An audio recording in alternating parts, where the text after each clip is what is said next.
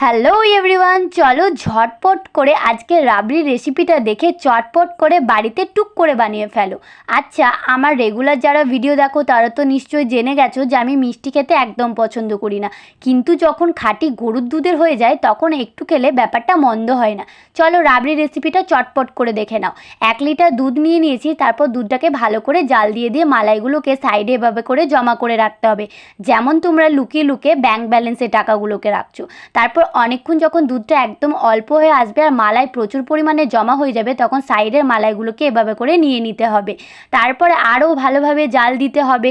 যখন গাঢ় হয়ে আসবে তখন ওপর থেকে একটু কেশর দিয়েছিলাম, সেই ক্লিপটা না নিতেই ভুলে গেছি।